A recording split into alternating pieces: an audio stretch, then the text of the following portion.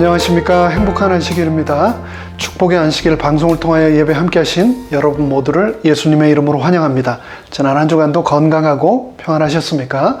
오늘은 마가복음 5장 1절로 20절을 본문으로 만일 하나님이 우리를 위하시면 이라고 하는 제목으로 이 시간 성령님의 임재하심을 초대하도록 하겠습니다.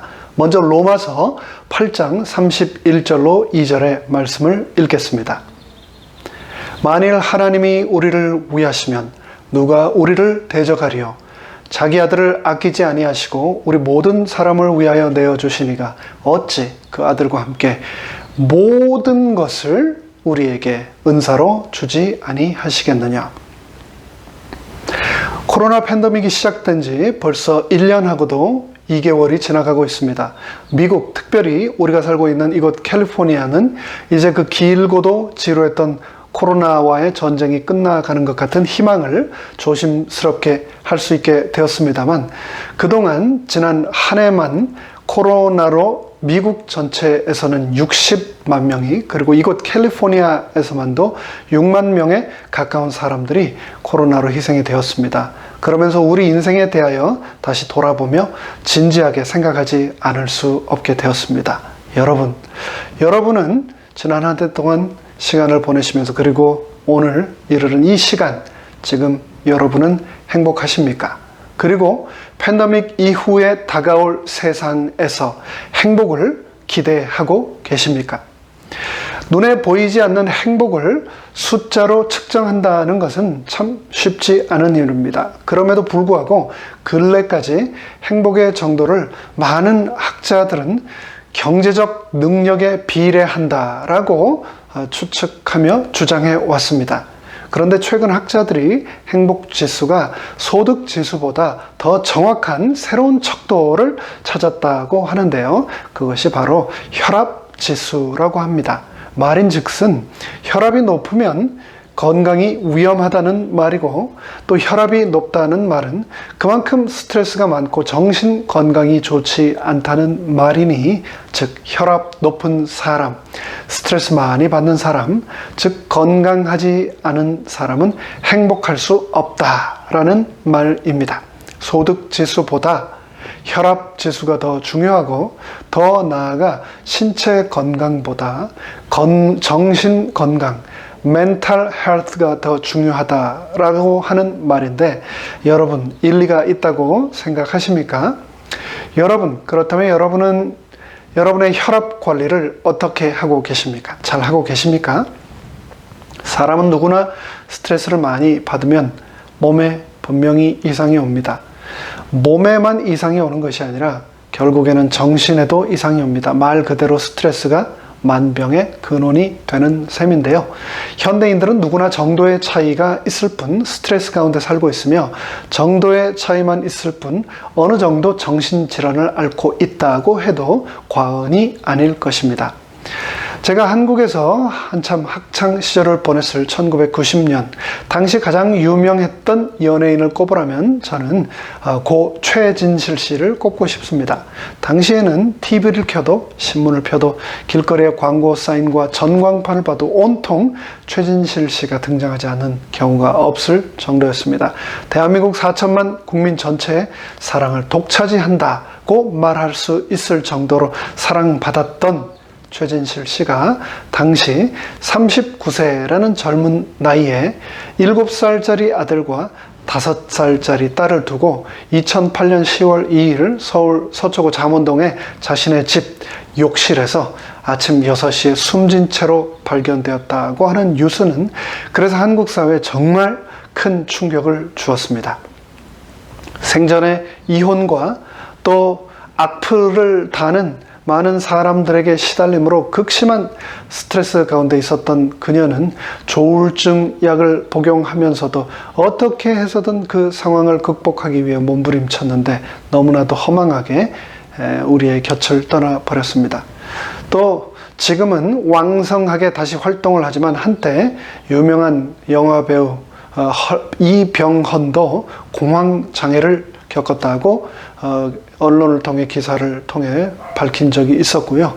또 그뿐 아니라 김구라, 정형돈과 같은, 그리고 또 이름을 다 댈 수 없는 너무나 많은 연예인들, 그리고 또 그에 못지않게 수많은 일반인들이 공황장애에 시달리고 있는 것이 오늘날 우리가 살아가는 세상의 현실입니다. 이곳 미국은 어떻습니까? 이곳 미국의 현실도 마찬가지입니다. 사실 한국보다도 이 미국은 조금 더 심각한 상황입니다. CNN을 설립한 테드 터너도 조울증을 앓았고, 우리가 잘 아는 역사적 인물 마틴 루터 킹 주니어도, 그리고 전직 대통령 프랭클린 루즈벨트도 정신질환을 겪었다는 것을 여러분 잘 알고 계실 겁니다. 워싱턴 AFP 연합뉴스에 따르면 지난해 미국인 5명 중에 1명은 각종 심각한 정신질환을 앓았던 것으로 나타나는데요. 그 뉴스를 통해서 공개된 미국 약물남용 및 정신건강청 미 보건복지부 조사 결과에 따르면 약 4,500만 명의 미국인이 다양한 형태의 정신질환을 지금 현재 앓고 있는 것으로 보고하고 있습니다. 그렇습니다. 스트레스를 지속적으로 받으면 그 누구도 온전히 살 수 없습니다. 그 극심한 스트레스 때문에 요즘 세상은 미친다는 것이 상당히 흔한 현상, 흔한 말, 용어가 되었습니다. 그런데 우리가 매일 읽는 성경에도 보면 극심한 스트레스와 열악한 환경 등의 영향으로 정상적인 생활을 하지 못한 사람들의 이야기가 여러 군데 등장하는데요. 그 중에서 오늘 함께 살펴보고자 하는 본문의 주인공은 정상적인 사회생활, 또 가정생활은 엄두도 못 내었을 뿐 아니라, 그래서 결국 집을 떠나 혼자 야산과 무덤에서 살았을 뿐 아니라 돌이나 온갖 유해한 것들로 자기 몸을 학대하면서 밤낮 없이 무덤이나 산에서 소리를 지르며 살았습니다. 그런데 세상으로부터 그렇게 철저하게 버려졌던 그 사람을 만나기 위해 예수님께서 찾아가신 이야기가 바로 오늘의 본문 마가복음 5장 1절로 20절에 등장하는데요. 함께 그 본문을 먼저 살펴보도록 하겠습니다. 예수께서 바다 건너편 거라사인의 지방에 이르러 배에서 나오심에 곧 더러운 귀신 들린 사람이 무덤 사이에서 나와 예수를 만나다. 그 사람은 무덤 사이에 거처하는데 이제는 아무도 쇠사슬로도 맬 수 없게 되었으니 이는 여러 번 고랑과 쇠사슬에 매었어도 쇠사슬을 끊고 고랑을 깨뜨렸음이라. 그리하여 아무도 저를 제어할 힘이 없는지라. 밤낮으로 무덤 사이에서나 산에서나 늘 소리를 지르며 돌로 제 몸을 상하고 있었더라. 그가 멀리서 예수를 보고 달려와 절하며 큰 소리로 부르짖어 가로되 지극히 높으신 하나님의 아들 예수여, 나와 당신과 무슨 상관이 있나이까? 원컨대 하나님 앞에 맹세하고 나를 괴롭게 마옵소서 하니, 이는 예수께서 이미 저에게 이르시기를 더러운 귀신아 그 사람에게서 나오라 하셨습니다. 20절입니다. 그가 가서 예수께서 자기에게 어떻게 큰 일 행하신 것을 데가볼리에 전파하니 모든 사람이 기이 여기더라. 이제 1절부터 자세히 살펴보도록 하겠습니다. 예수께서 바다 건너편 거라사인의 지방에 이르러. 여기서 말하는 바다 건너편은 갈릴리 바다의 건너편, 즉 갈릴리 바다의 동편 연안인 데가볼리 지방을 말합니다. 로마가 지중해 동쪽을 정복하고 나서 요단강 서쪽에 벳산이라는 도시 하나와 요단강 동쪽에 9개의 신도시를 건설했습니다. 이는 지금의 시리아의 수도 다메섹으로부터 요단강 수도 암만까지 퍼져 있는 도시들의 연합체였는데, 그 도시들을 가리켜 데가볼리라고 했습니다. 데가볼리라고 하는 말은 10이라고 하는 의미의 데카와 또 도시라고 하는 의미의 폴리스가 합쳐진 말입니다. 그 중에 한 도시가 오늘 예수님께서 가신 거라사입니다. 이 거라사에는 이방인, 특별히 로마인들이 많이 거주했으며, 그래서 그들은 그들의 우상 숭배 제물로 사용하기 위해 본문에 등장하는 돼지를 키웠습니다. 이스라엘의 제사에 양이 주된 제물로 쓰여졌다면 이방 종교에서는 주로 돼지가 많이 쓰였습니다. 마을 한 외곽에 돼지가 2,000마리나 사육되고 있었다고 하는 사실은 그 마을에서 이방신을 섬기는 제식이 성대하게 진행되었고 마을 전체가 거짓신, 즉 사단을 숭배하는데 사로잡혀 있었다는 것을 이야기해 줍니다. 즉 산에서 기르던 돼지떼는 거라사 종교의 핵심이었습니다. 이어지는 2절 말씀입니다. 배에서 나오심에 곧 더러운 귀신 들린 사람이 무덤 사이에서 나와 예수를 만나다. 예수님과 제자들의 배가 닿았던 거라사의 해변 주변 지역은 석회암 언덕이어서 동굴과 바위를 깎아 만든 방들이 많았습니다. 비교적 부드러운 석회암을 파서 만든 이런 방들이 고대 팔레스타인에서는 장지, 무덤으로 흔히 사용되었습니다. 레위기 의식법에 의하면 시체는 부정하고 따라서 묘지도 부정했습니다. 그래서 일반인들은 그런 곳들을 당연히 피하게 되었습니다. 그러나 귀신 들린 자들은 그런 것을 전혀 개의치 않았습니다. 오늘날도 무덤이나 화장터는 혐오 시설 중 하나입니다. 당연히 당시의 정상인이라면 주택단지가 아닌 무덤 지역에 결코 살지 않았을 겁니다. 그런데 예수님께서 배에서 나오시는데 그 무덤 사이에서 귀신 들린 사람이 예수께 나왔던 겁니다. 이어지는 3절과 4절 말씀입니다. 그 사람은 무덤 사이에 거처하는데 이제는 아무나 쇠사슬로도 맬 수 없게 되었으니 이는 여러 번 고랑과 쇠사슬에 매었어도 쇠사슬을 끊고 고랑을 깨뜨렸습니다. 그리하여 이제는 아무도 저를 제어할 힘이 없는지라. 지금은 제가 이전과 몸 상태가 많이 달라져서 자신감을 많이 잃었습니다만 저도 한때는 몸으로 하는 일이라면 뭐든지 자신이 있었던 때가 있었습니다. 힘들여 하는 육체 노동을 전혀 부담스러워하거나 꺼려하지 않았었는데요. 그런데 생각해보면 그렇게 기력이 넘치고 자신감이 충만했던 시절에도 제가 쇠사슬을 끊을 만큼 그렇게 스태미너가 좋지 않았습니다. 사실 우리 주위에 아무리 힘이 좋다는 사람일지라도 쇠사슬이나 고랑을 맨손으로 끊을 수 있는 사람은 차력쇼나 마술쇼에 등장하는 기인들을 제외하고는 거의 없을 것입니다. 그런데 3절에서는 무덤 사이에서 나온 자들, 그 어떤 쇠사슬로도 묶을 수 없었는데 이유인즉슨 아무리 여러 번 고랑과 쇠사슬로 묶더라도 다 끊어버리고 그 누구도 그를 힘으로 제어할 수 없었다고 말합니다. 이를 통해서 우리는 이것은 분명 사람의 힘이 아닌 초자연적인 능력, 즉 귀신의 힘이라는 것을 알 수 있습니다. 이어지는 5절 말씀입니다. 밤낮 무덤 사이에서나 산에서나 늘 소리 지르며 돌로 자기 몸을 상하고 있었더라. 그 광인의 발작은 시간, 즉 밤과 낮을 계속해서 또 장소, 즉 무덤과 산에 전혀 구애됨이 없이 계속되었습니다.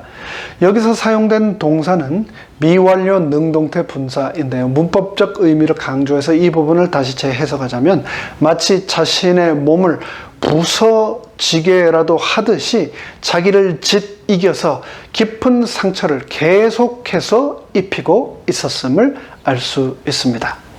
이어지는 6절과 7절 말씀입니다. 그가 멀리서 예수를 보고 달려와 절하며 큰 소리로 부르짖어 가로되 지극히 높으신 하나님의 아들 예수여 나와 당신과 무슨 상관이 있나이까 원컨대 하나님 앞에 맹세하고 나를 괴롭게 마옵소서 하니.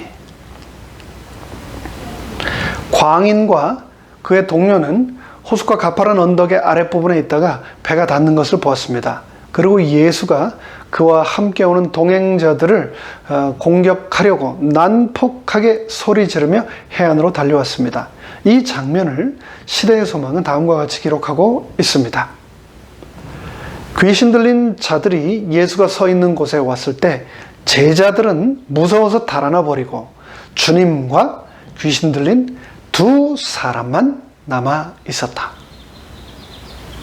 여기서 우리는 제자들이 예수님이 십자가에 돌아가시기 전 예수님을 버리고 로마 군인들이 무서워서 달아났던 것이 처음이 아니라는 것을 발견할 수 있습니다. 그들은 귀신 들린 자만 나타나도 무서워서 예수님을 순식간에 버리고 도망갈 만큼 겁쟁이들이었습니다.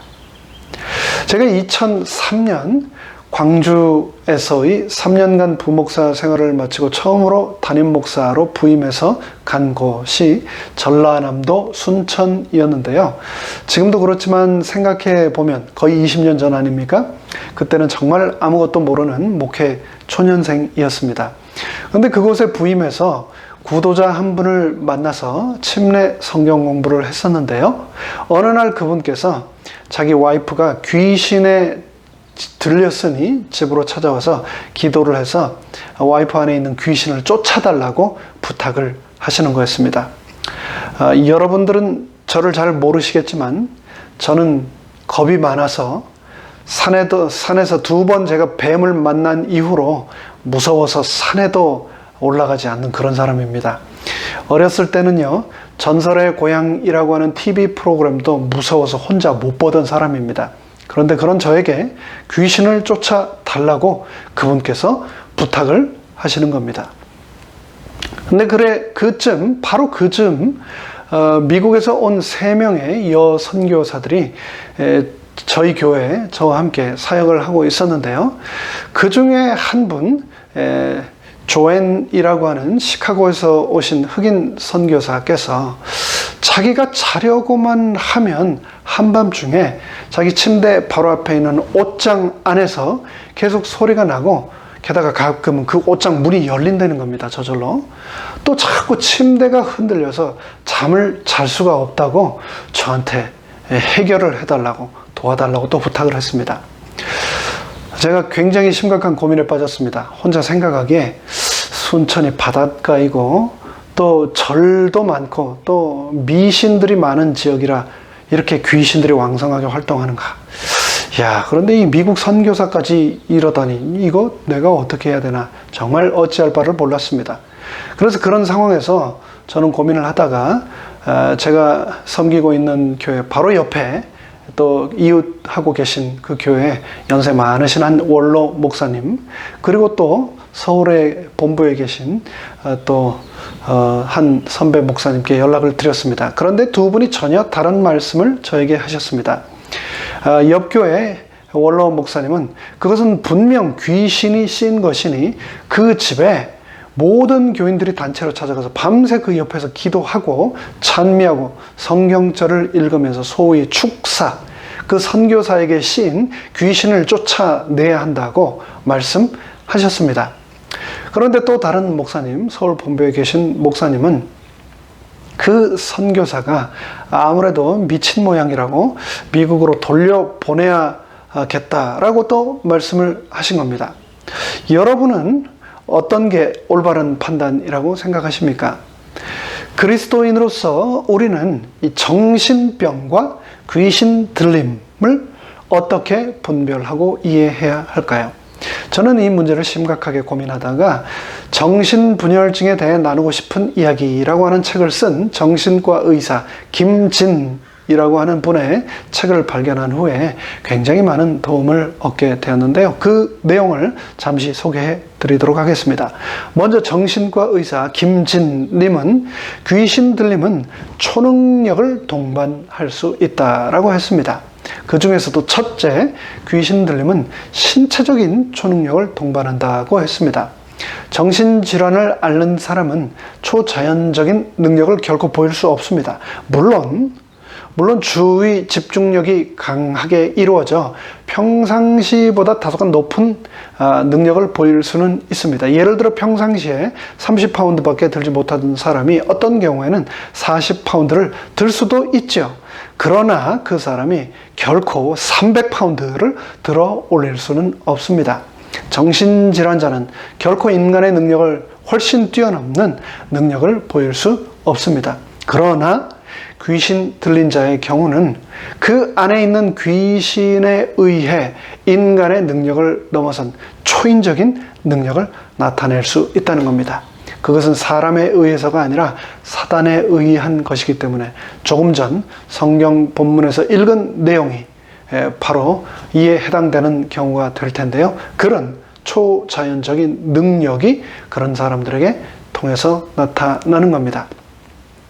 그 사람은 무덤 사이에 거처하였는데 아무나 쇠사슬로도 맬 수 없게 되었으니, 이는 여러 번 고랑과 쇠사슬에 매였어도 쇠사슬을 끊고 고랑을 깨뜨렸음이러라. 그리하여 아무도 그의 초인간적인 능력을 제어할 힘이 없었더라. 그뿐 아니라 둘째, 귀신 들림은 지적인 초능력 또한 동반한다라고 했습니다.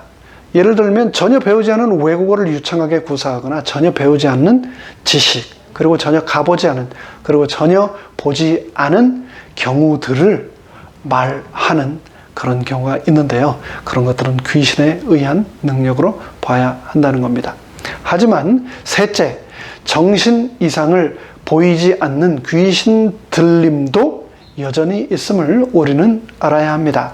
사도행전 16장 16절로 19절에 보면 귀신은 들렸으나 정신 이상을 보이지 않고 온전한 사람의 경우도 우리는 확인할 수 있습니다.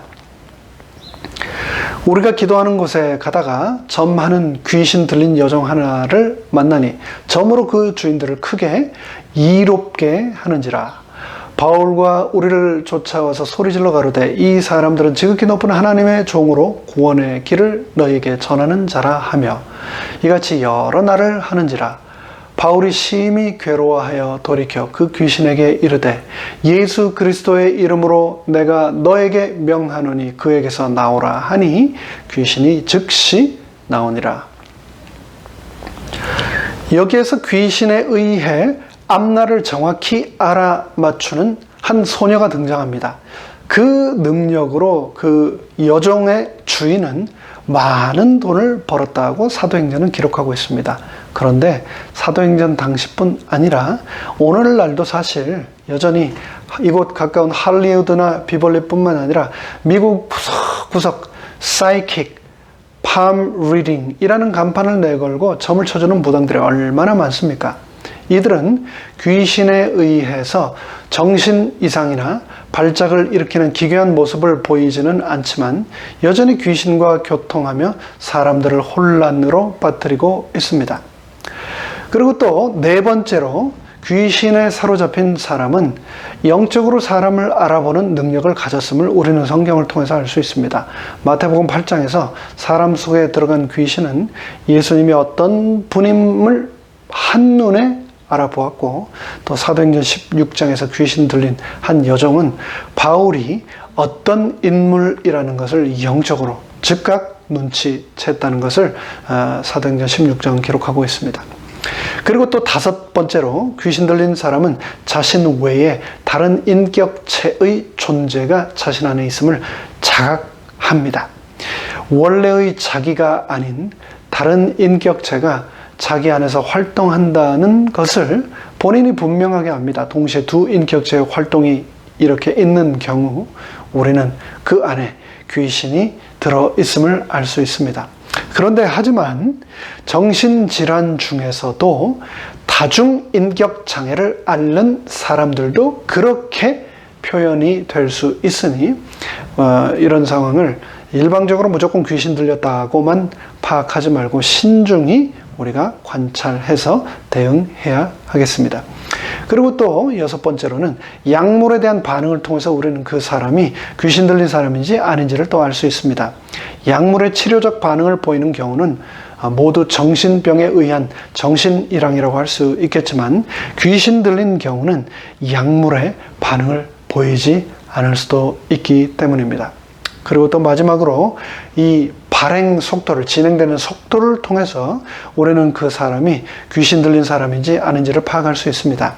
정신병의 대다수를 차지하는 정신분열병은 대개 1년에서 2년 기간의 잠복기를 거치면서 발병하게 되고 증상의 전개 양상도 점진적으로 악화됩니다.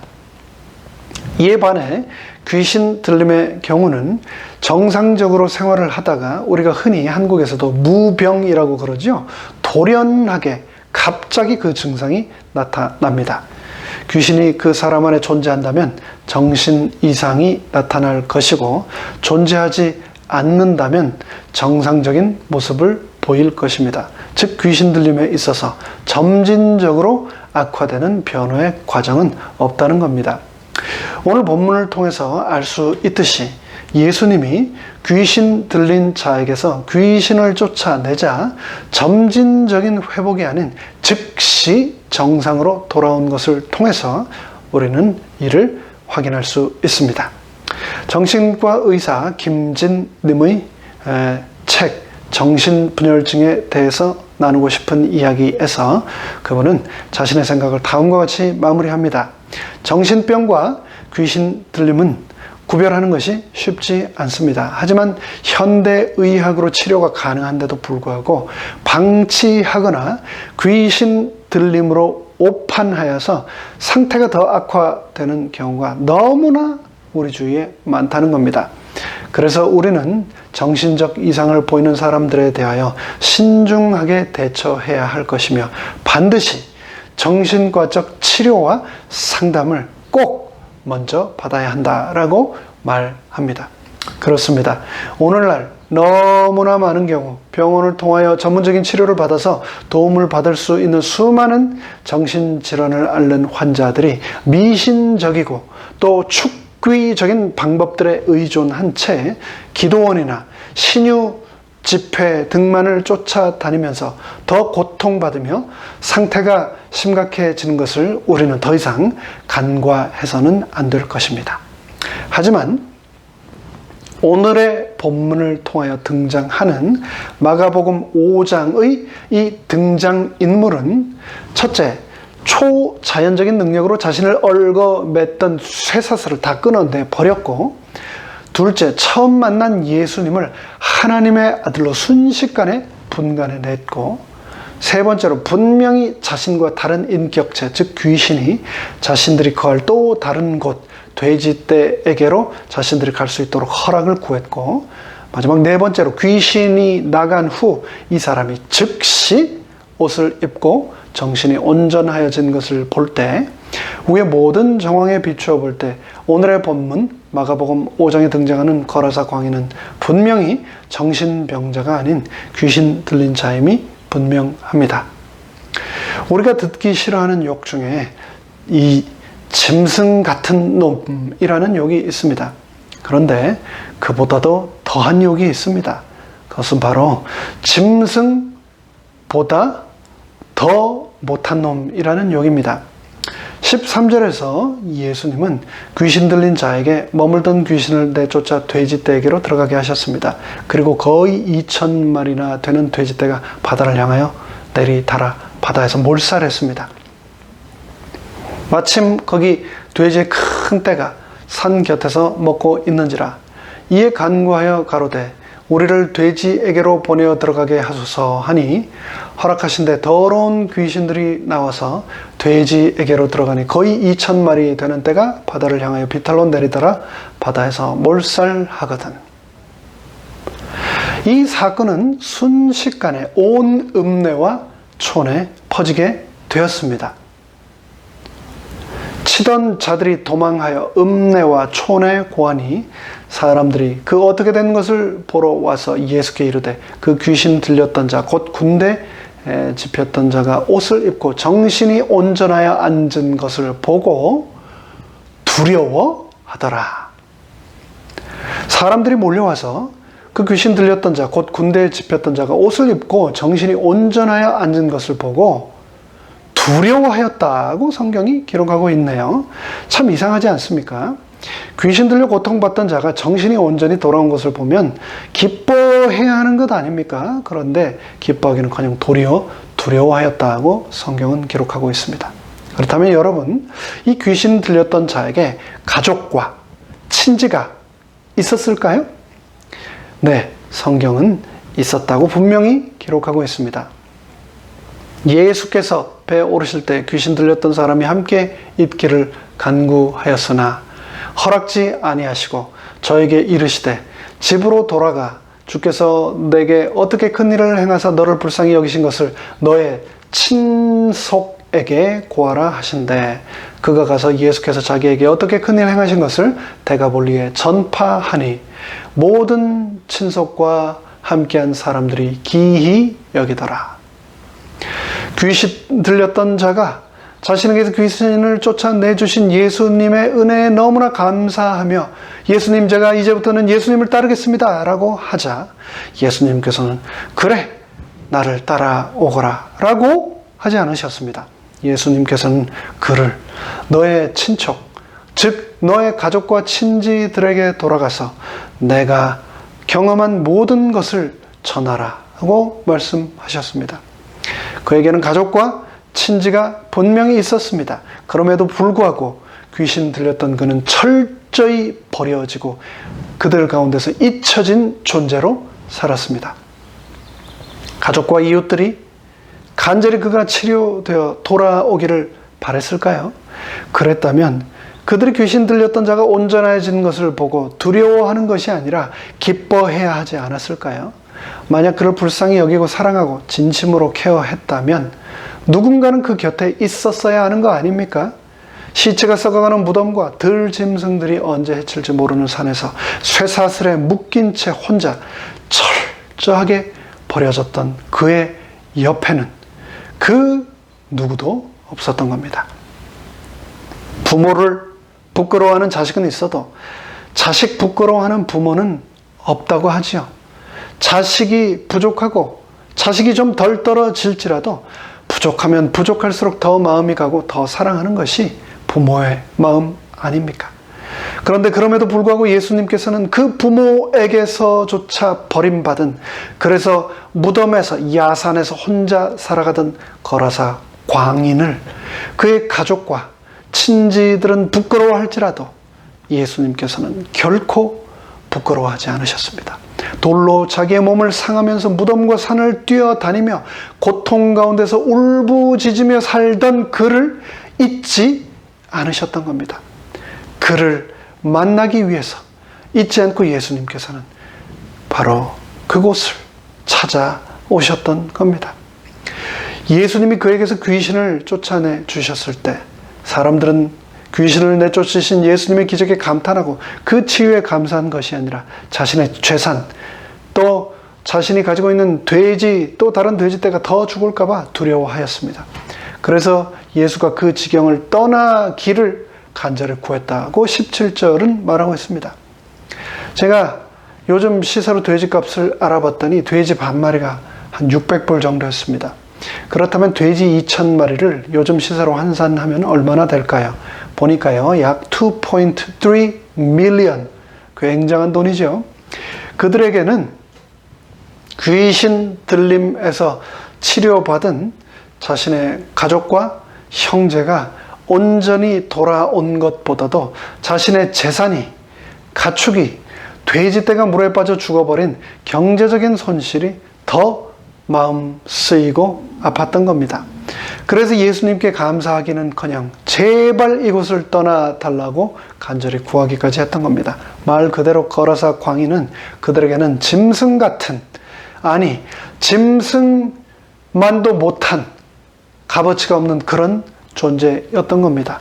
하지만 예수님께서 그 귀신 들린 자를 사람들에게는 그렇게 값어치가 없는 존재이며 철저히 잊혀진 존재였으며 철저히 버려졌던 존재였던 그 귀신 들린 자를 예수님께서는 돼지 2,000마리, 아니 돼지 2만 마리보다도 훨씬 더 소중한 존재로 여기셨던 겁니다. 오늘의 본문 마가복음 5장 직전의 마가복음 4장에 보면 예수님께서 제자들과 큰 무리와 함께 계시다가 제자들로 하여금 노를 저어 밤새 폭풍을 뚫고 자신과 전혀 연고가 없는 유대인의 땅이 아닌 이방인의 땅 거라사로 가도록 하셨는데요. 그 이유가 바로 귀신 들려 고통받고 죽어가던, 이름도 성경에 기록되어 있지 않은 단 한 사람, 바로 그 광인을 구원하시기 위함이었다는 것을 비로소 우리가 5장에서 발견하게 됩니다. 거라사 땅은 유대인이 도저히 살 수도 갈 수도 없는 그런 도시였습니다. 부정한 것들로 가득했기 때문입니다. 그곳에는 무덤이 있었고 부정한 짐승인 돼지가 있었고 이방인들이 거했고 더러운 귀신에 붙들린 광인들과 우상들이 가득한 곳이었습니다. 그런 그곳을 예수님은 제자들에게 확실한 목표 지점까지 지적하시며 바다 건너 저곳으로 가자고 명하셨던 겁니다. 오직 단 한 사람, 거라사에 버림받은 그 광인을 만나기 위해서 사나운 풍랑 뱃길을 뚫고 밤새 노져 오신 겁니다. 거라사 광인은 가족과 친구와 거라사 공동체가 포기한 존재였습니다. 포기한다는 것은 철저히 버린다는 것입니다. 가족들이 그를 포기했습니다. 친지들이 버렸습니다. 하지만 그렇게 세상은 나를 혹 버릴지라도 예수님은 결코 나를 버리지 않으신다는 것을 오늘의 성경 본문은 말씀하고 있습니다. 예수님은 돼지 2,000마리, 돼지 2만 마리가 아니라 바로 나를 위해 자신의 생명, 자신의 전부를 주셨습니다. 세상은 비록 나를 죽은 돼지 한 마리만도 못하게 혹 취급할지라도 나는 예수님에게 그분의 생명을 바꿀 만큼 귀한 존재라는 사실을 기억하시기를 간절히 바랍니다. 이것을 믿고 기억하며 우리의 삶이 값지고 소중하게 되기를 바랍니다. 그런 우리를 이 세상에 그 어떤 시련이나 마귀가 대적하지 않도록 굳건히 일어나시기를 부탁드립니다. 만일 하나님이 우리를 위하시면 누가 우리를 대적하리요? 자기 아들을, 독생자를, 예수 그리스도를 아끼지 아니하시고 우리 모든 사람을 위하여 내어주시니까 어찌 그 아들과 함께 모든 것을 우리에게 은사로 주지 아니하시겠느냐? 인생의 폭풍 한가운데 계십니까? 내 인생의 폭풍 너머에서 예수님께서 지금 내 삶 속으로 다가오고 계심을 기억하시기를 간절히 바라며 말씀을 마칩니다. 하늘에 계신 저희들의 아버지 하나님, 인생의 폭풍 가운데서 내가 철저히 버려지고 혼자 된 것 같이 우리가 혹 느낄지라도 그 폭풍 너머에서 예수님께서 여전히 나를 기억하시고 나를 바라보시며 나의 삶을 향하여 여전히 다가오고 계심을 기억하게 하여 주시옵소서. 만일 하나님이 우리를 위하시면 세상 그 무엇도, 세상 그 누구도 나를 대적할 수 없다고 약속하셨으니 그 약속을 굳게 붙들고 살아가는 우리 모두 되도록 축복하여 주시옵기를 예수님의 이름으로 간절히 축원하옵나이다. 아멘.